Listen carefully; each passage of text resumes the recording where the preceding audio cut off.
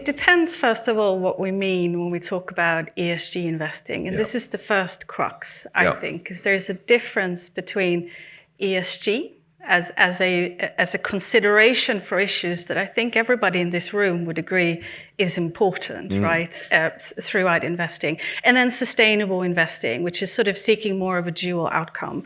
But the two get muddled together quite a bit. So we don't consider at Newton to be running ESG funds. It's part of our multidimensional research process. And then instead we have sustainable investment funds where they're trying to sort of deliver on two fronts, if you like. And obviously, when you have a situation such as Russia invading Ukraine, etc., a lot of these funds are vulnerable to, exclusions of certain sectors, like fossil fuel being one of them. It's a style of investing that we think is durable, but it will obviously go up and down because of these factors globally.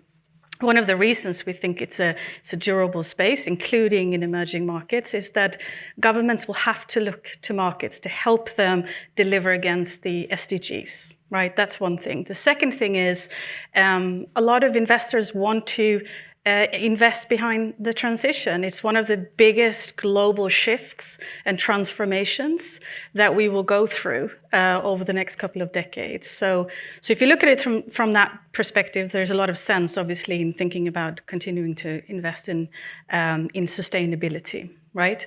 There are a couple of other things that you could look at specifically for Asia. And again, relating to that first problem of what are these funds, right? I did go and look at a little bit of data in terms of equities, emerging markets, and then the term responsible investment, just to sort of confuse things a little bit more. But in that's another name, huh? It's sort of an umbrella term over a lot of things. But in this instance, it's sort of straddled the spectrum from integration, so I presume sort of some form of promotion of ENS characteristics across to the other side where you have impact.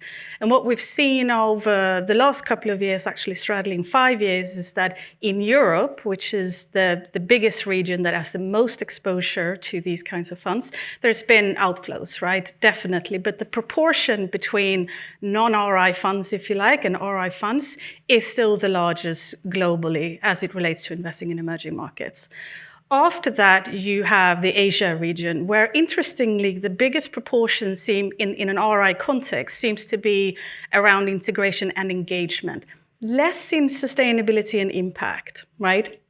And then finally, North America has the smallest sliver towards this, but the biggest number, if you like. So that's just a little bit of statistics around that.